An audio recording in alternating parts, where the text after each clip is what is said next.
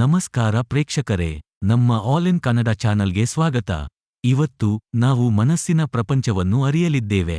Aggressive mindset ಮತ್ತು com mindset ಅನ್ನು ಪರಿಶೀಲಿಸುತ್ತೇವೆ ಮತ್ತು ಯಾವುದು ಉತ್ತಮವೆಂದು ನೋಡುತ್ತೇವೆ. ಮೊದಲು ಈ ಎರಡು ಮನಸ್ಥಿತಿಗಳನ್ನು ತಿಳಿಯೋಣ. ಅಗ್ರೆಸಿವ್ ಮೈಂಡ್ಸೆಟ್ ಹೆಚ್ಚಿನ ಶಕ್ತಿ, ಸ್ಥಿರತೆ ಮತ್ತು ತುರ್ತು ಭಾವನೆಯಿಂದ ಕೂಡಿರುತ್ತದೆ.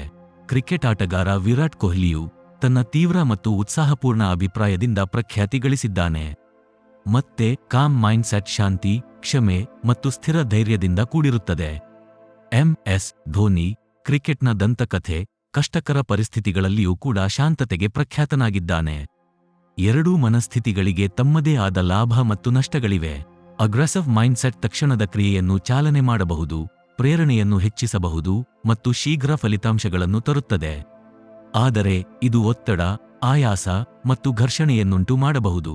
ಕಾಮ್ ಮೈಂಡ್ಸೆಟ್ ಇದಾದರೆ ಉತ್ತಮ ನಿರ್ಧಾರ ತೆಗೆದುಕೊಳ್ಳಲು, ಭಾವನಾತ್ಮಕ ಸ್ಥಿರತೆಯನ್ನು ಬೆಳೆಸಲು ಮತ್ತು ದೀರ್ಘಕಾಲದ ಯಶಸ್ಸನ್ನು ತರುವುದಕ್ಕೆ ಸಹಾಯ ಮಾಡುತ್ತದೆ. ಆದರೆ ಇದು ಕೆಲವು ವೇಳೆ ನಿಷ್ಕ್ರಿಯ ಅಥವಾ ನಿಧಾನವೆಂದು ಕಾಣಬಹುದು. ನಾವು ಕೆಲವು ನಿಜ ಜೀವನದ ಉದಾಹರಣೆಗಳನ್ನು ನೋಡೋಣ.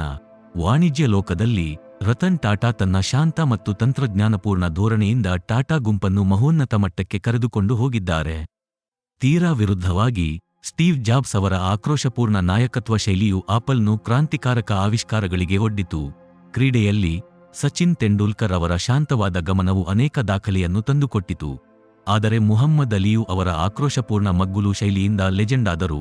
ಮಾನಸಿಕವಾಗಿ, ಆಕ್ರೋಶದ ಮನಸ್ಥಿತಿ ಹೋರಾಟ ಅಥವಾ ಹಾರಾಟ ಪ್ರತಿಕ್ರಿಯೆಯನ್ನು ಚೇತನಗೊಳಿಸುತ್ತದೆ.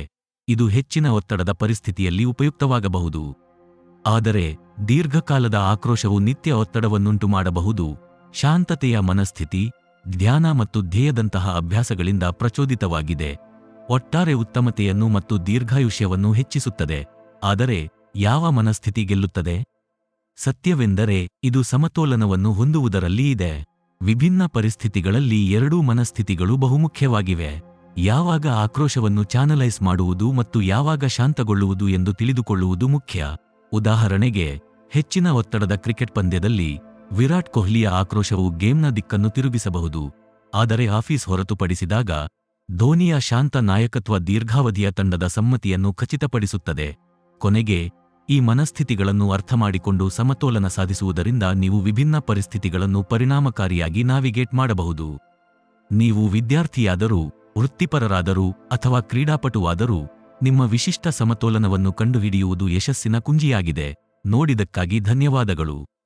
ನಿಮಗೆ ಈ ವಿಡಿಯೋ ಇಷ್ಟವಾದರೆ ಲೈಕ್, ಶೇರ್ ಮಾಡುವುದನ್ನು ಮರೆಯಬೇಡಿ ಮತ್ತು ಇನ್ನಷ್ಟು ವಿವರವಾದ ವಿಷಯಗಳಿಗಾಗಿ ಸಬ್ಸ್ಕ್ರೈಬ್ ಮಾಡಿ.